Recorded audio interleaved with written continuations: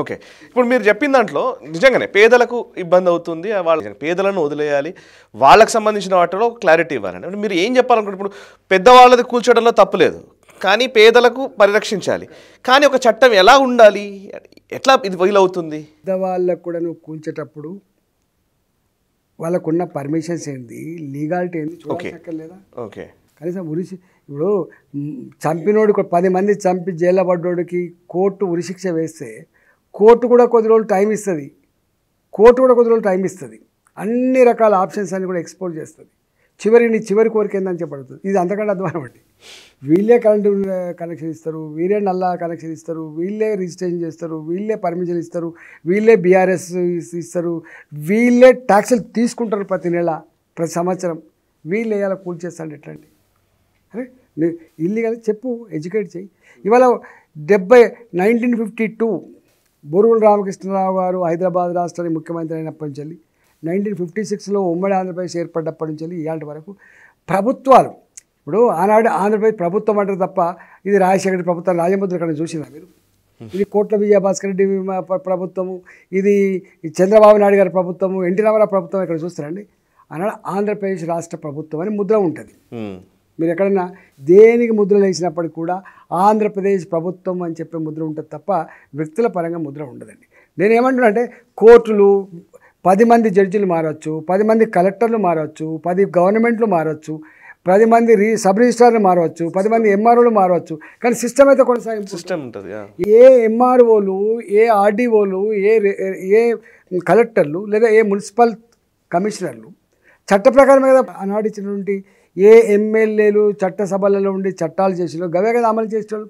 ఏ కేంద్ర ప్రభుత్వం అయితే ఏ పార్లమెంట్ అయితే చట్టాలు చేస్తే అమలు గవే కదా ఉన్నాయి.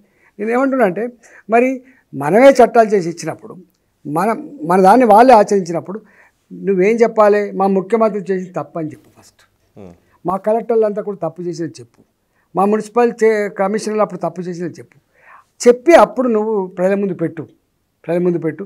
ఇంత గంభీరమైన ఇష్యూని అసలు నేను అడుగుతున్నా రేవంత్ రెడ్డి గారిని, అసలు మీ మంత్రివర్గ సహచరులతో సంపూర్ణంగా చర్చించినవా? లేకపోతే కేవలం నీకేమన్నా నాకు అర్థం కాదు ఏంటంటే ఇక నేను మాట్లాడకూడదు కానీ నీకు సెక్యూరిటీ లేకనో అభద్రతలు లోనయ్యో నువ్వు ఎన్ని రోజులు ఉంటావంటే భయంతో నువ్వైనా వీళ్ళందరికంటే ఏదో రేవంత్ రెడ్డి చాలా ప్రగతి కామకుడు అనేటువంటి ముద్ర వేసుకోవడానికి వాళ్ళందరినీ ఓవర్టేక్ చేసే దాంట్లో బాగా ఈ పని చేసిన తెలియదు. కానీ నాకు తెలిసి ఇంత పెద్ద గంభీరమైన ఇష్యూలో మంత్రివర్గంతో చర్చించాలి. చర్చించిన తర్వాత నీకు ప్రజాస్వామ్య విశ్వాసం ఉంటే ప్రతిపక్షంతో చర్చించాలి. లేదంటే సపరేట్గా ఒక చట్టం చేయడానికి మళ్ళీ అసెంబ్లీలో పెట్టాలి. ఇదంతా పెట్టి మరి గిట్ల ఉన్నాయి ఏం చేద్దామంటే దాని ప్రకారం చేసుకోవాలి. అధికార పార్టీ అయినంత మాత్రమే నీ తాత జాగీర్ కాదు అనే విషయం మర్చిపోవద్దు. దేనికైనా ఒక సిస్టమ్ ఉంటుంది. నువ్వు అసెంబ్లీని సమావేశపరిచి ఇగో గిన్ని సంవత్సరాల కాలంలో గిన్ని చెరువులు గిట్ల అయినాయి, గిన్ని కాలువలు గిట్ల అయినాయి, దీనివల్ల ఇగో ఇల్లు మునుగుతున్నాయి, దీనివల్ల మనకు కష్టమవుతుందని చెప్పి డిసిషన్ తీసుకోవాలి. ఎవ్వరు ప్రతిపక్షాలతో మాట్లాడలే, శాసనసభలో ఈ విషయం చర్చించలేదు, మంత్రులతో చర్చించలేదు, తాను మాత్రమే పని చేసుకుంటూ పోయిండు. తనకు ఒక ఆదేశాలు ఇచ్చిండు. రేవంత్ రెడ్డి గారి మాటలు ఎప్పుడైనా చూడండి. హైడ్రా మీద ఎవరు ఆధిపత్యం చేయలేరు, హైడ్రా తన సొంతంగా తన పని తను చేసుకుంటూ పోతుంది, హైడ్రా ఆపేటోడు భూమి మీద పుట్టలే అని చెప్పి వారు ఈ వీడియో మీకు నచ్చినట్టయితే లైక్ చేయండి, 10 మందికి షేర్ చేయండి, అలాగే కామెంట్ల రూపంలో మీ అభిప్రాయాలను మాతో పంచుకోండి. Nationalist hub group of channels ను సబ్స్క్రైబ్ చేసుకుని తెలుగునాట జాతీయవాద జర్నలిజాన్ని ప్రోత్సహించండి. ఈ వీడియో కింద ఉన్న బెల్ ఐకాన్ పై క్లిక్ చేయడం మర్చిపోవద్దు.